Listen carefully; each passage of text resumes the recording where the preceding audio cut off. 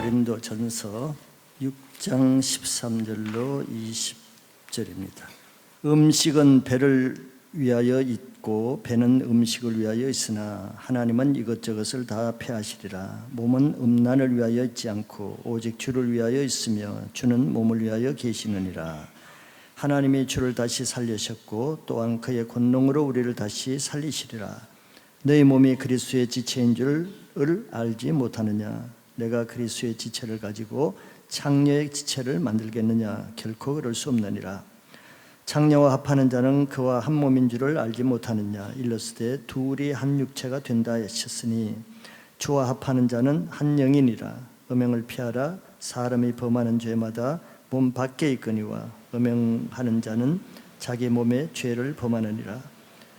너희 몸은 너희가 하나님께로부터 받은 바 너희 가운데 계신 성령의 전인 줄을 알지 못하느냐? 너희는 너희 자신의 것이 아니라 값으로 산 것이 되었으니 그런즉 너희 몸으로 하나님께 영광을 돌리라. 아멘. 두 번째 말씀은 음행을 피하라는 제목입니다.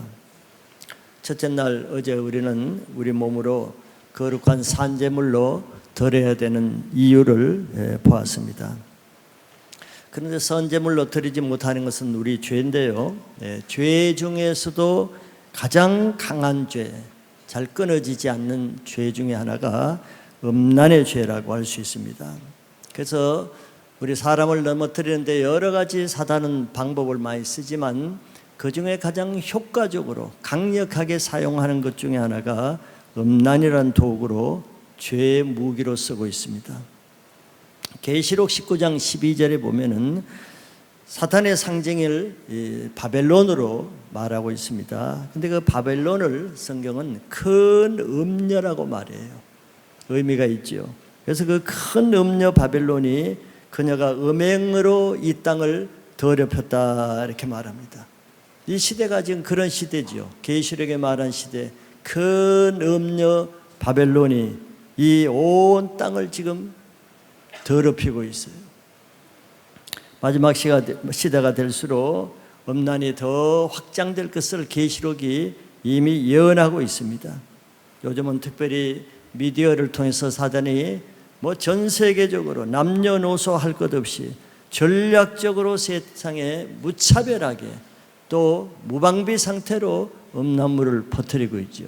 누구나 핸폰을 통해서 다 음란물을 쉽게 접하는 이런 시대입니다. 더구나 그것을 과거에는 부끄러워하고 쉬쉬하면서 개인적으로 은밀하게 행했지만 이제는 공적으로 세계 유엔에서부터 정부에서부터 모든 나라가 다 공식적으로 성교육이라는 명목으로 어린아이들에게 음란을 부추기는 이런 시대가 되고 있죠. 인권이라는 이름으로는 합법적으로 동성애를 활성화시키는 이런 일을 이제 개인이 하는 것이 아니고 세계 유엔과 나라와 정부와 국가들이 하고 있어요. 이것은 의미 있는 사인이라고 할 수 있습니다. 그래서 오늘은 어제에 이어서 이런 것을 어떻게 이겨나갈 수 있는가? 그것은 그리스도인들이 자기 존재의 정체성을 알게 될 때 이것을 해결할 수 있다고 저는 그렇게 오늘 말씀을 나누고자 합니다. 다이아몬드의 가치를 아는 사람이 그 다이아몬드를 가지고 구슬치기를 하겠어요? 어떤 사람이 그 귀중한 다이아몬드를 가지고 구슬치기를 하겠습니까? 그 가치를 모르기 때문이지요. 자의 다이아몬드라는 정체성을 구분하지 못한 사람이 그런 일을 할 것입니다. 돈의 가치를 아는 사람이 그 돈으로 딱지치기를 하겠습니까? 종이접기를 하겠습니까? 화장실 휴지로 사용하겠습니까? 돈의 가치를 모르니까 그 돈으로 그런 일을 하는 거예요. 마찬가지로 우리 그리스도인들의 몸의 가치를 모르면은 그 몸을 함부로 사용하고 귀중한 몸을 더럽게 버리는 일을 서슴없이 하는 것입니다. 왜냐하면 사단은 우리의 눈을 가려서 정말 소중한 것을 소중하게 알지 못하게 함으로써 우리 몸을 망가뜨리고 학대하는 일을 실제로 하잖아요. 사람은 우리 마음에 자신이 쓸모없는 생각이라는 마음을 주면은 내가 외모도 그렇고 학력도 그렇고 집안도 그렇고 내가 잘하는 것이 없는 그런 부족한 자라는 이런 인식을 심어주기 때문에 우리 몸을 함부로 대하는 거예요. 자기 몸을 자해하고 함부로 더럽히고 약물과 술로 더럽히죠. 또 중독으로 더럽히죠. 가장 더럽히는 것 중에 하나가 바로 음란으로 자기 몸을 함부로 버리는 일을 한단 말이죠. 오늘 말씀을 통해서 우리는 그걸 막고 또 대처하는 그 모든 것보다도 더 앞선 것은 자기 몸이 얼마나 귀중한 존재인가, 이 정체성을 알게 될 때 그 문제를 쉽게 해결할 수 있습니다. 어제 말씀이 그 답이죠.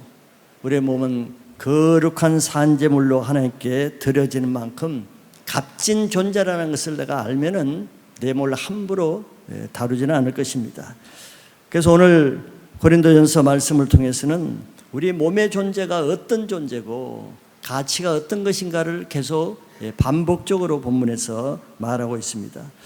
먼저 첫째, 우리 몸의 존재에 대해서 어떻게 말하는가 그것을 한번 보겠습니다. 어제 제가 우리는 영과 혼과 육으로 지어졌지만서도 영만 중요한 것이 아니고 우리 몸이 얼마나 중요한가 그걸 제가 말씀드렸죠. 실제로 우리가 하나님께 예배를 드리고 찬양을 하고 봉사하고 섬기는 것은 우리 영이 하는 것이 영이 하는 것이 아니라 우리 몸으로 한다고 그랬습니다. 몸이 굉장히 중요하다는 것이죠. 몸은 하나님 앞에 실제 삶을 살아가는데 몸이 없이는 살 수가 없는 거예요. 우리는 몸의 존재에 대해서 다시 인식할 필요가 있고 13절을 다시 보시면은 음식은 배를 위해서 있고 배는 음식을 위해서 있는데 하나님은 이것저것을 다 폐하시리라. 몸은 음란을 위해서 있지 않고 그랬어요. 몸의 존재를 분명히 말하죠. 몸은 음란을 위해서 있는 것이 아니고 오직 주를 위하여 있으며 주는 몸을 위하여 계시느니라 그랬습니다. 이게 몸의 가치요, 몸의 정체성인 거예요. 그래서 사단은 우리의 영혼을 망가뜨리기 위해서 먼저 우리의 몸을 공격합니다. 육신해져서 육신대로 살면 반드시 죽을 것이라고 하죠. 그걸 사단이 이용하는 거예요. 그래서 자기 자신의 정체성을 알게 될 때 내 몸을 함부로 낭비하거나 또 함부로 아무데나 내어주는 일이 없을 거예요. 자기 신분이 왕의 자녀라는 신분을 알게 되면은 함부로 사람들이 거짓 취급을 해도 그것을 믿지 않습니다. 내 존재 가치를 모르니까 유튜브에서 이렇게 말하면 그렇게 듣고 저렇게 말하면 그렇게 듣고 하니까 자기 자신이 쓸모없는 자의 것처럼 남과 비교하고 남과 스펙과 외모로 비교하니까 자기 자신이 초라하게 생각되니까 함부로 막 살게 되는 것이죠. 오늘 그런 문제들을 하나님 말씀으로 해결받을 수 있기를 바랍니다.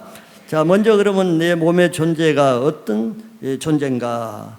14절에 보면은 우리 몸은 다시 살아날 존재라고 말하고 있어요. 하나님이 주를 다시 살리셨고 또한 그의 권능으로 우리를 다시 살리시리라.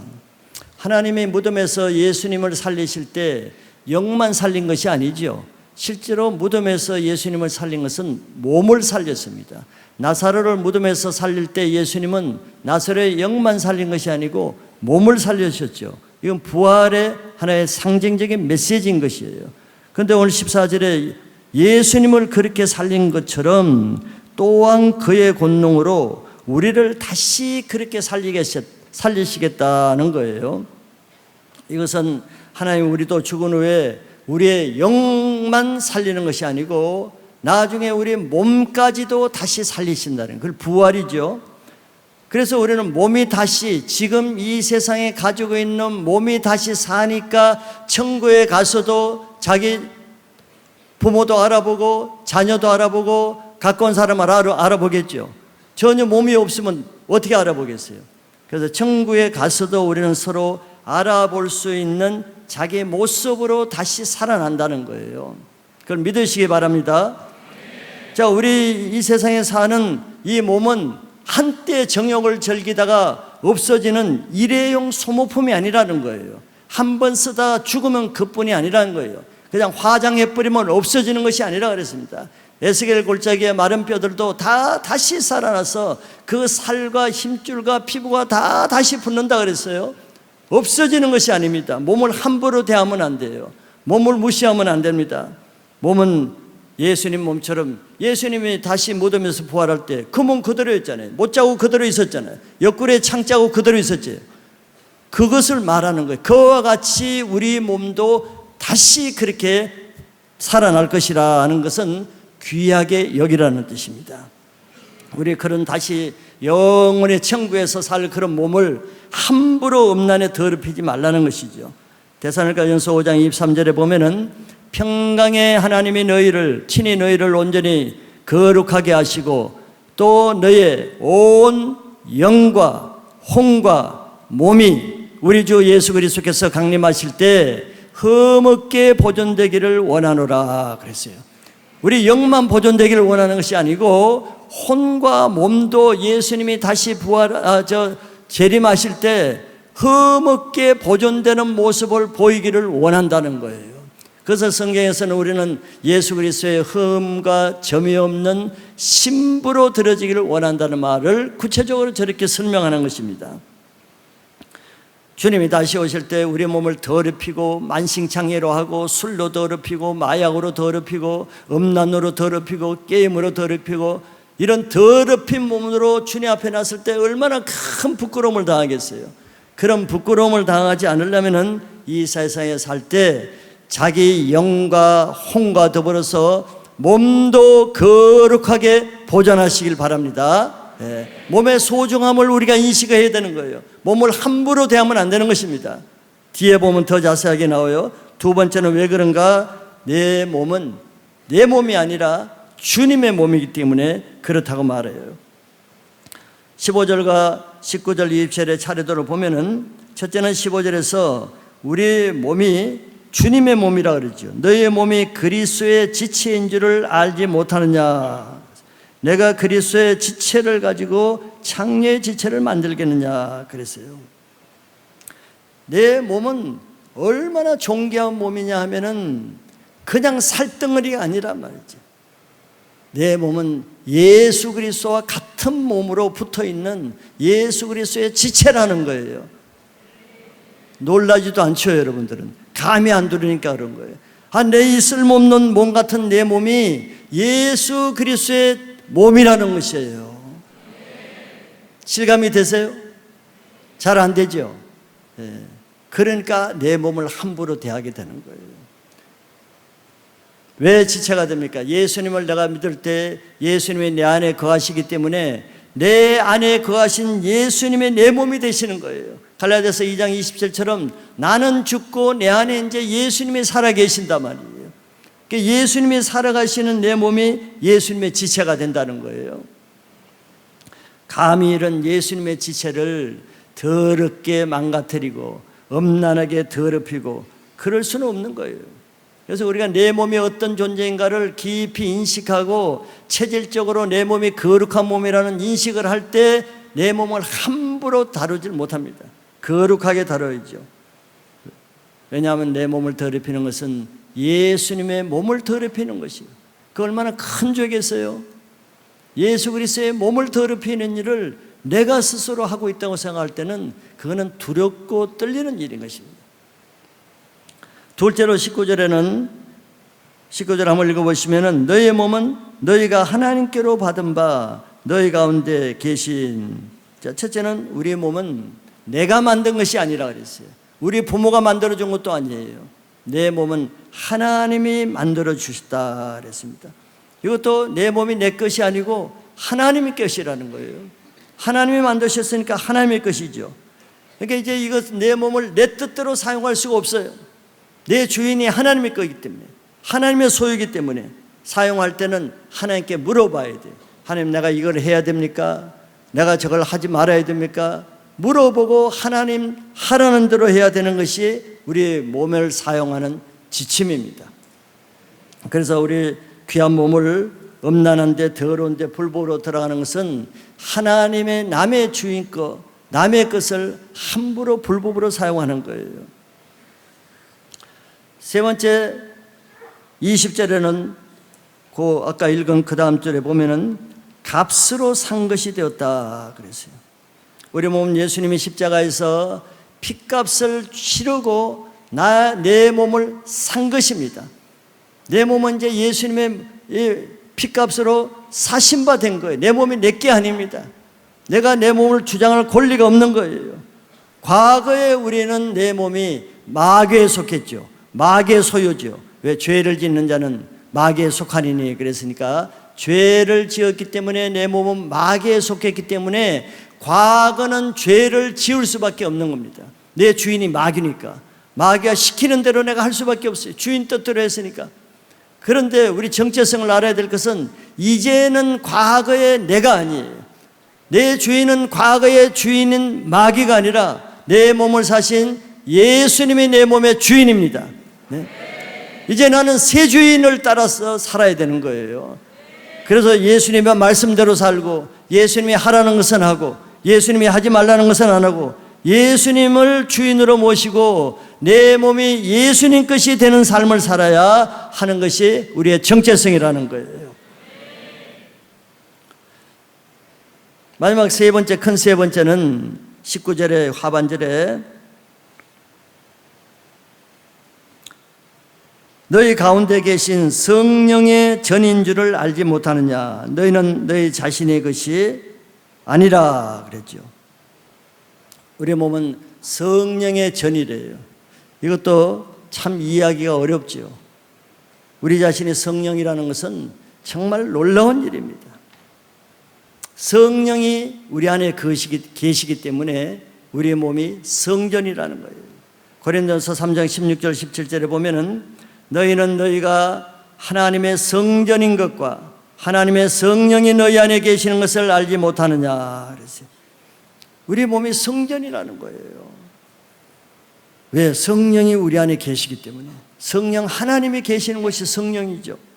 17절에 누구든지 하나님의 성전을 더럽히면 하나님이 그 사람을 멸하시리라. 하나님의 성전은 거룩하니 너희도 그러하니라 그랬어요. 구약에는 성전에 아무나 들어갈 수 없죠. 성전 안에 성소에는 아무나 못 들어갑니다. 제사장만 들어가죠. 더구나 하나님이 임재하시는 지성소에는 제사장도 못 들어가요. 대제사장만 들어갑니다. 성전은 가까이 할 수 없는 곳이에요. 너무 거룩하기 때문에. 그런데 그런 거룩한 성전이 나 자신이 하나님의 그런 거룩한 성전이 되었다는 거예요. 이거는 정말 황홀한 일이고 엄청난 놀라운 일이고 이거는 상상할 수 없는 우리 신분을 말하는 거예요. 여러분들 몸 자체가 하나님의 성전이라고 생각해 봐요. 얼마나 거룩한 가치가 있는 것인가. 그래서 성경은 우리를 왕같은 제사장이라고 하는 거예요. 왜냐하면 우리 몸이 성전이기 때문에. 이것은 두렵고 떨리는 말이기도 합니다. 성전을 함부로 더럽힐 수가 없으니까. 그래서 하나님은 17절의 끝에 하나님의 성전은 거룩하니 너희도 그러하니라 그랬어요. 하나님의 성전은 거룩하기 때문에 성전된 너희도 거룩하다 그랬어요. 여러분들 우리는 거룩한 존재입니다. 우리 몸은 이미 거룩하게 되었어요. 우리 몸이 거룩한 것이 아니라 예수님이 내 모든 죄를 다 용서해 줬기 때문에 내 몸이 거룩한 성전이 된 거예요.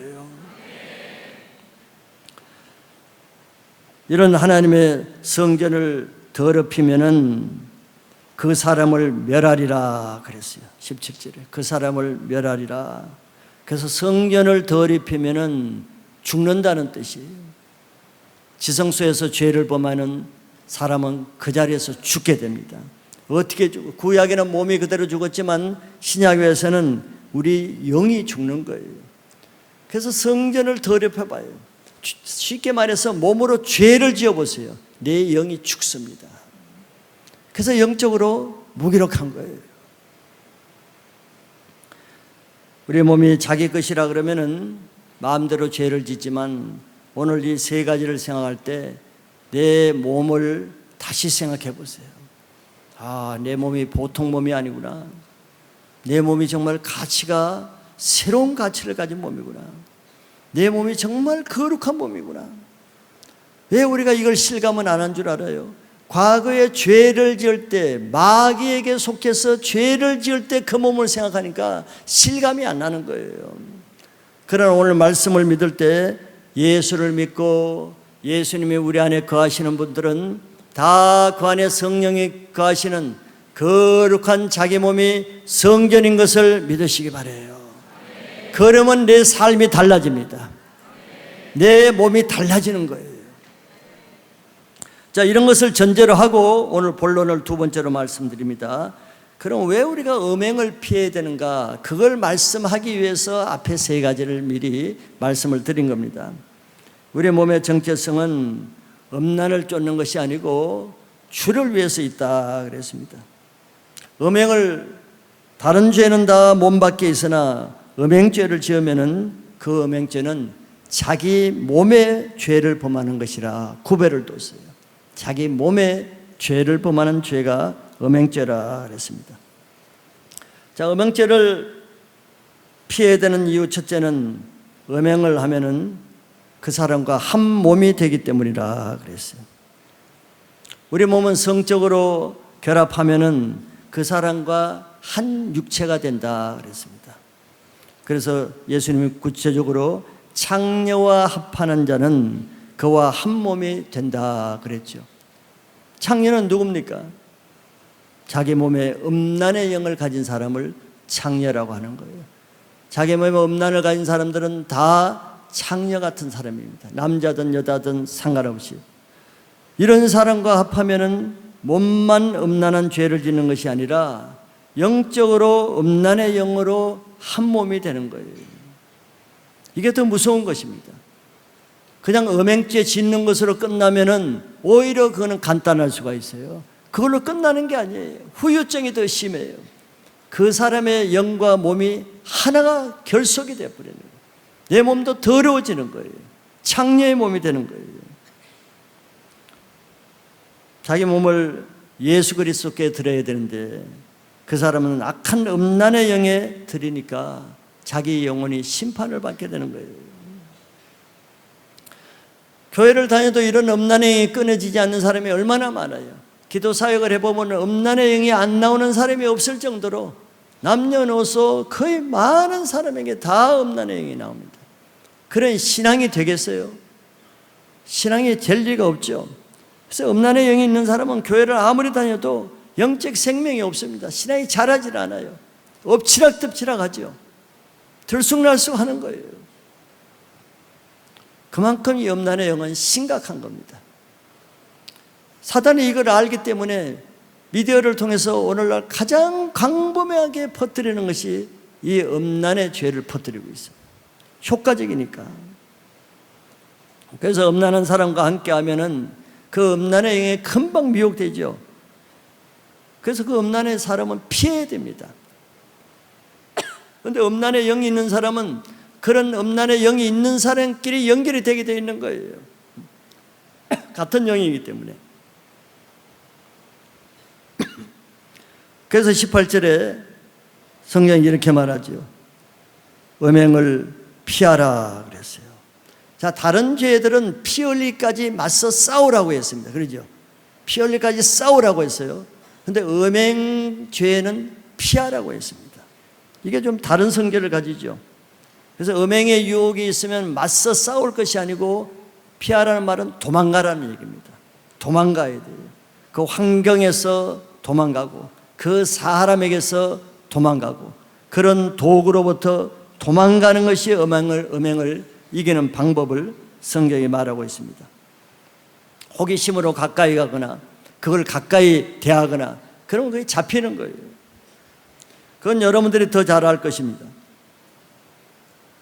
성경에서 음행죄를 이긴 좋은 모델이 창세기 요셉이죠. 자,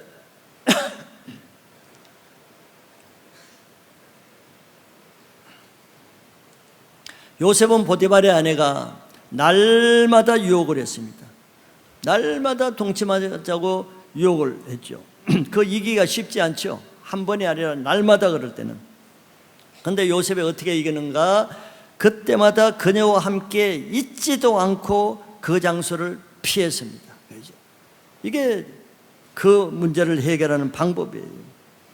여자가 나중에는 요셉을 붙잡았을 때도 붙잡을 그 몸을 뿌리치고 도망가서 그 죄를 이길 수가 있었죠.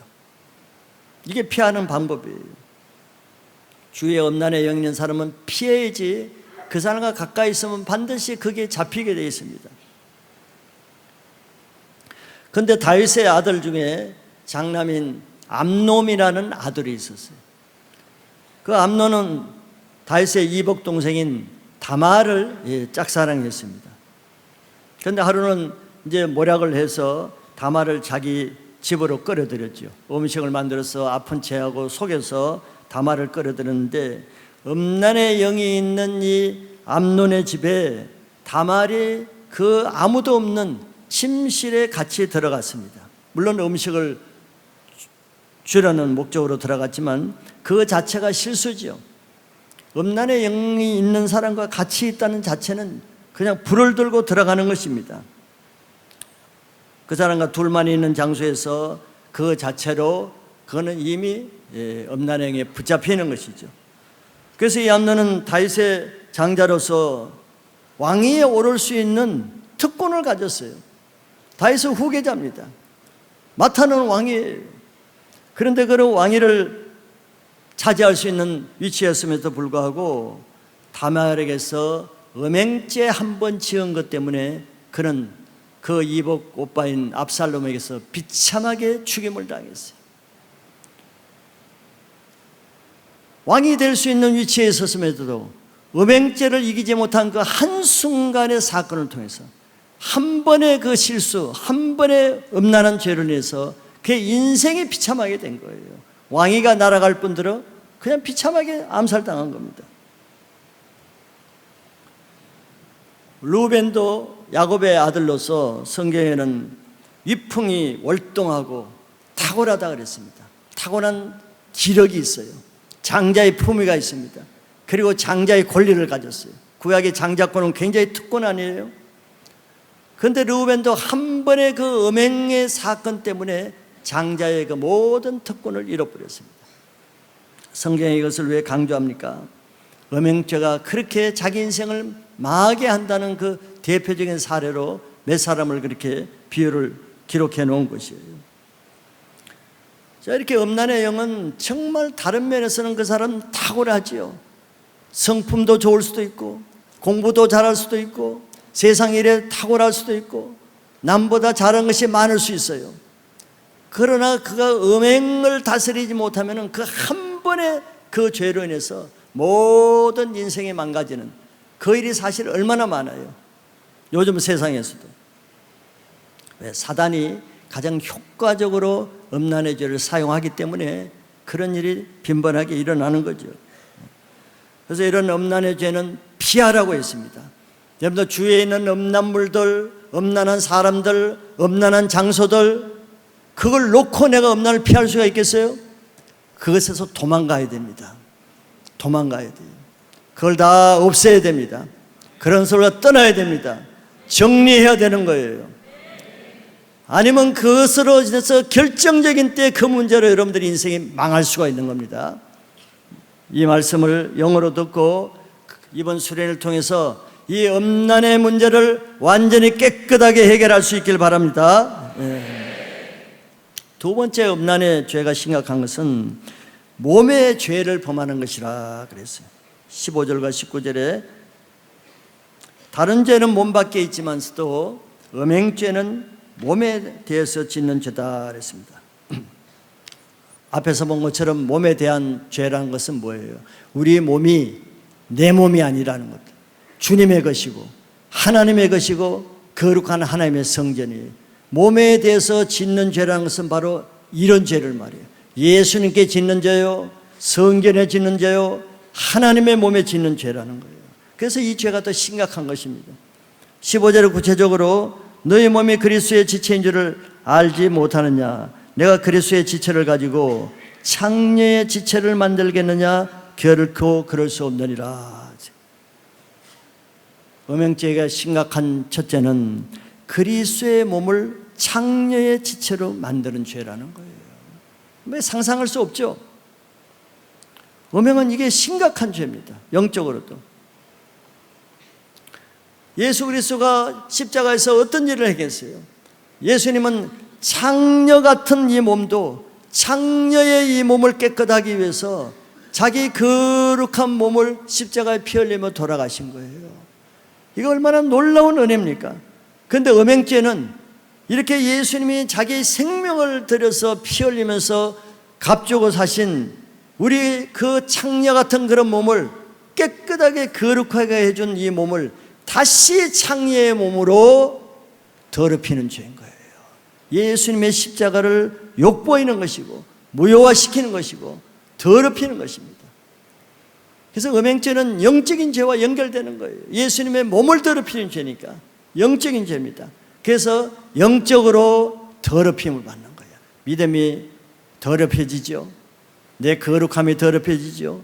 말씀이 안 들리죠. 기도가 안 들리죠. 은혜가 없죠. 믿음이 안 자라죠. 음행죄는 영적인 죄이기 때문에 그런 현상이 일어나는 거예요. 두 번째 몸에 대해서 짓는 죄라는 것은 거룩한 성령의 전을 더럽히는 죄이기 때문에 그렇습니다. 19절에 나온 대로 성령의 전인 줄 알지 못하느냐 그랬어요. 음행은 하나님의 성전을 더럽히는 죄입니다. 한번 생각해 보세요. 성전을 더럽힌다. 이거는 정말 하나님 앞에 무서운 죄 중에 하나입니다. 감히 어떻게 하나님의 성전을 더럽힐 수가 있어요? 성전을 더럽히면 죽임을 당한다는데. 히브리서 13장 4절에 모든 사람은 결혼을 귀히 여기고 침소를 더럽히지 않게 하라. 음행하는 자들과 간음하는 자들을 하나님이 심판하시리라 그랬어요. 음행죄는 단지 우리의 육신으로 몸으로 짓는 죄에 그치지 않고 영적으로 거룩한 하나님의 성전을 더럽히는 영적으로 굉장히 불경한 죄예요.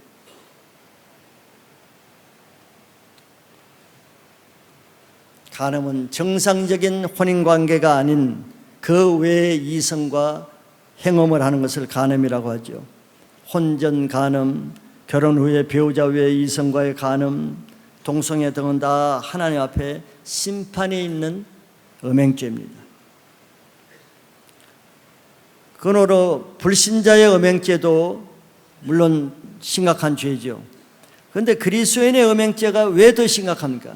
그리스도의 음행죄는 예수님의 몸, 하나님의 성전을 더럽게 하는 죄이기 때문에 불신자가 짓는, 불신의 몸에 짓는 죄보다 몇 배나 더 심각한 죄인 거예요.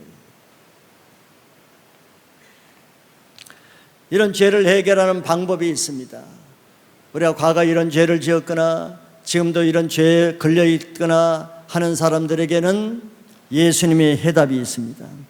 예수님이 그런 사람의 죄를 위해서도 십자가에서 우리 죄를 위해서 피 흘려 돌아가셨다는 것을 믿으면 됩니다. 자기 죄를 회개하고 예수님을 믿으면 그 모든 죄를 다 용서해 주신다는 것이 그 해답이에요. 오늘 밤에 이 문제를 위해서 기도할 때 자기의 음행죄에 조금이라도 걸려있는, 마음이 걸리는 문제가 있으면은, 양심의 가책이 있으면은 여러분들 그거 더 이상 끌지 않고 오늘 밤에 주님 앞에 눈물로 회개함으로 용서함 받고 깨끗하고 거룩한 몸으로 다시 회복하기를 바라겠습니다. 자, 다윗이 그런 사람이죠. 다윗은 성경에서 유일하게 하나님 마음에 합한 사람이라 그랬어요. 정말 하나님 뜻대로 사는 사람이에요. 근데 다윗도 육신을 가진 사람이에요. 마음은 하나님께 정말 합한 사람이었지만 몸이 따라가질 않았어요. 몸은 아직 우리가 완전히 구원받지 못하기 때문에 그렇습니다. 그래서 다윗이 음행죄를 지은 것이 성경에 나오잖아요. 그런데 그가 왜 음행죄를 지었어요? 자, 그는 밧세바가 목욕하는 장면을 봤습니다. 목욕하는 그 장면을 보면은 도망갔으면 될 거 아니에요. 요셉처럼 피했으면 될 거 아니에요. 그런데 다윗은 피하지를 않았어요. 음행을 피하라 그랬는데 도망가지 않고 그것을 계속 보고 바라보고 즐겼습니다. 가까이 있는 거예요. 그러니까 그 음란의 세력이 들어와서 그것을 피하는 것이 아니고 그 여인을 다시 왕궁으로 데리고 왔죠. 그래서 죄를 범하게 된 것입니다. 음란은 피하지 않으면 자기가 잡힙니다. 음란과 싸워서 이길 사람이 없는 거예요. 육신이 연약하기 때문에. 그래서 다윗이 고민하다가 거의 죽을 지경이 돼서 그런 경험을 하고 난 뒤에 그가 회개할 때 하나님의 용서함 받은 것을 시편 32편에 기록하고 있습니다. 시편 32편 3절에서 5절까지를 보면은 3절을 보면은 내가 입을 열지 아니할 때 종일 신음함으로 내 뼈가 쇠하였도다. 자, 이런 죄를 지은 사람의 심령을 다윗이 경험했잖아요. 죄가 어떤 것인가를 뼛속 깊이 경험했죠. 내 입을 열지 않을 때는 언제입니까? 자기 죄를 고백하지 않을 때, 회개하지 않을 때, 자기 죄를 아직 인정하고 드러내지 않을 때, 숨기고 있을 때. 자, 그때 상태가 어땠다고 했어요? 종일 신음했대요. 아침부터 밤늘 끝까지 마음이 편치가 않는 거예요. 마음이 괴로운 거예요. 마음이 불안하고 두려워서 살 수가 없는 거예요. 그러면서도 고백을 안 하고 있었던 거예요. 그리고 그 다음에는 그 결과 내 뼈가 쇠하였도다 그랬어요. 뼈가 쇠합니다. 하나님께 범죄하고 마음에 양심의 가치에 걸리는 괴로움을 당하면 뼈가 관절이 상해요. 뼈가 상합니다. 뼈가 상한다는 것은 모든 기력이 상하고 모든 몸에 육체의 질병이 들어온다는 것이죠. 뼈뿐만 아니라 죄가 우리의 많은 질병을 가져옵니다. 다윗이 직접 그런 경험을 했다는 거예요. 허리도 아프고 무릎도 아프고 관절도 아프고 목뼈도 아프고 어깨뼈도 아프고 뼈가 상했다는 거예요. 뼈가. 4절에 보면 이어서 주의 손이 추야로 나를 누르오니 내 진액이 빠져서 여름 가뭄에 마른같이 되었나이다. 자, 주의 손이 추야로 자기를 눌렀대요. 사람이 손으로 가슴을 눌러도 어때요? 답답하죠. 숨 막히죠. 주님의 손으로 자기를 추야로 아침 저녁으로 밤낮으로 누르니까 어떻게 해요? 가슴이 답답하죠. 공황장애 같은 현상이 오죠. 또 가위 눌리는 현상이죠. 어둠이 밤에 잘 때마다 자기 가슴을 누르죠. 다윗은 다 경험한 거예요. 죄를 짐으로 해서 죄인이 겪는 많은 것을 다 경험했습니다. 여기 그러신 분이 있으면 오늘이 기회입니다. 눌림에서 벗어나시길 바랍니다. 그리고 내 진액이 빠졌다 그랬어요. 진액이. 내 진액이 빠져요. 삶의 생명력이 빠진 것입니다. 기력이 빠진 거예요. 은혜도 없고 기쁨도 없고 재미도 없고 감사도 없고 살맛도 안 나고 진액이 빠져있어요. 뭐 살맛이 되겠어요? 온갖 오만 가지 고민과 어두움과 고민거리가 다 있는데, 그리고 여름 가뭄에 마름같이 되었다. 여러분, 여름 가뭄의 마름, 그 땅바닥에 갈라진 거 봤죠? 바싹 마른 거. 은혜라고는 눈꼽만 것도 없는, 기쁨이라는 건 찾아볼 수도 없는, 내 영혼이 바싹 마른 송장처럼, 마른 뼈처럼 됐다는 거예요. 시름시름 하는 거죠. 아무 기력이 없고 화색이 없고 살맛이 없고 얼굴에 아무 혈기가 없이 수척한 모습이죠. 다윗이 이걸 경험한 거예요. 음행죄를 짓고 그걸 숨기고 있을 때, 토설하지 못할 때, 회개하지 못할 때 그 몇 배의 고통을 겪는 거예요. 얼마나 괴롭겠어요. 죽고 싶죠. 그래서 극단적인 선택하는 사람이 얼마나 많아요. 그런데 다윗이 그 문제를 어떻게 해결했는가? 간정을 하는 겁니다. 5절에 이런 간정을 하죠. 내가 이르기를 내 허물을 여호와께 자백하리라 하고 자기 마음에 그렇게 결단한 거예요. 내 이것 때문에 못 살겠다. 더 이상 숨기고는 내가 못 살겠다. 더 이상 회개하지 않고는 내가 먼저 죽을 것 같다. 그래서 결단을 한 겁니다. 내 허물을 여호와께 자백하리라 하고, 둘째 아들이 도저히 살 수가 없어서 아버지께로 돌아가기로 결심한 것처럼 이제 하나님께로 돌아가서 내 죄를 고백하기로 결단한 거예요. 그래서 주께 내 죄를 아뢰고 내 죄악을 숨기지 아니하였더니 회개하고 토설하고 고백을 한 거죠. 했더니 곧이라는 건 즉시, 바로, 금방 하자마자 주께서 내 죄악을 사하셨나이다.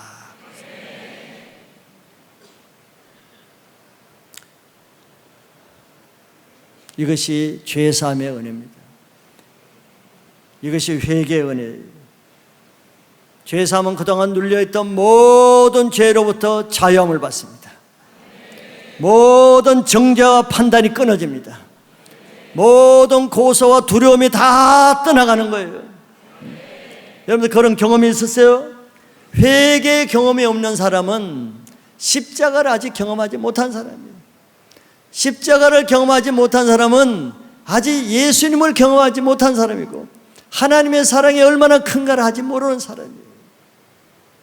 그래서 사도 바울은 죄가 더한 곳에 은혜가 더하다 그랬어요. 내가 죄를 짓는 것이 좋다는 말이 아니에요. 죄를 안 지으면 회개할 일도 없겠죠. 회개할 일이 없으면 십자가가 나에게 필요 없는 거예요. 십자가가 없으면 예수님이 나에게 필요 없는 거예요. 이런 신앙생활은 얼마나 많아요. 하나님은 회개할 것이 없는 아홉 마리의 의인보다도 회개하는 한 사람이 천국에서 더 기쁘다 그랬어요. 가장 불행한 사람이 누구예요? 회개할 것이 없는 사람이에요. 회개할 일이 없는 사람.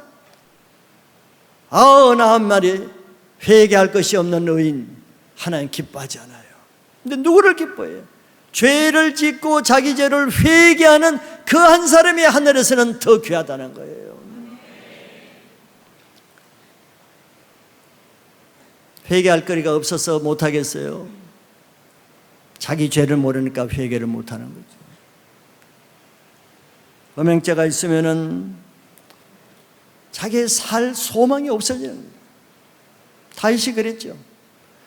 다른 모든 것이 문제가 아닙니다. 내가 크게 다른 것을 덜 충성하고 덜 헌신하고 이런 문제가 아니에요. 자기 속에 있는 죄가 나의 모든 신앙의 토대를 무너뜨리는 것입니다. 그것이 기력을 다 뺏어가는 거예요. 이제 이런 음행의 죄가 있으면은 여러분들 회개할 것이 없는 사람보다도 성경적으로는 회개할 거리가 내게 있다는 것이 오히려 은혜의 기회입니다. 은혜를 경험할 수 있는 기회예요. 그런 죄가 없으면 더 좋겠지만 없으면 회개가 뭔지를 잘 몰라요. 그런데 이 세상에 죄가 없는 사람이 있겠어요? 의인은 없는데 자기 죄를 인정 안 하거나 죄를 깨닫지를 못하거나 죄의식이 없을 뿐이지 죄가 없는 사람은 없어요.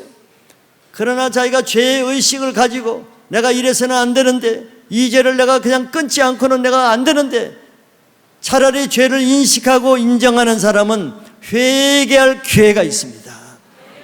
회개하는 자에게는 둘째 아들처럼 하나님의 가장 좋은 옷과 신발과 가락지를 끼워주고 좋은 살찐 송아지를 먹을 특권이 주어지는 거예요. 오늘 이 밤에 다른 은혜 구하시기보다 자기 죄를 회개하는 은혜를 구하시기 바라요. 그 중에 이 음행의 죄를 회개하는 은혜가 있기를 바랍니다. 은혜 중에 은혜는 회개 은혜입니다. 병 고치는 것도 중요하고 다른 문제 해결하는 것도 중요하지만 그런 것은 내가 회개가 되면 그 문제는 다 부수적으로 따라오는 것입니다. 자기 죄는 그대로 두고 병 낫기를 구하고 은혜 받기를 구하고 다른 거 잘 되길 바라고 그거는 우상이에요. 우상을 구하는 것입니다. 하나님을 구하지 않고 하나님이 주시는 부스러기의 마음이 있는 거예요. 오늘 회개의 은혜로 내 막힌 모든 신앙의 문제들이 풀려지길 바라겠습니다. 그래서 음란한 사람은 이제 음란한 사람을 피해야 돼요. 음란한 사람 주위에는 반드시 음란한 사람이 있고 음란한 사람 주위에는 반드시 음란한 장소가 가까이 있고 음란물이 가까이 있습니다. 유튜브 하나도 클릭하는 그거 절제하지 못하고서 어떻게 그런 음란을 끊을 수가 있겠어요? 오늘 결단하는 밤이 되어서 여러분들 이제부터는 새로운 신앙으로 새로운 단계로 나가는 거룩한 사람이 되시기를 축복합니다. 마지막 세 번째는 몸의 역할 세 번째. 우리의 몸에 해야 될 역할은 다시 말하지만 몸은 주를 위해서 있다고 했습니다. 그리고 20절에 결론적으로 이렇게 말해요. 값으로 산 것이 되었으니 그런즉 너의 몸으로 하나님께 영광을 돌리라 그랬어요.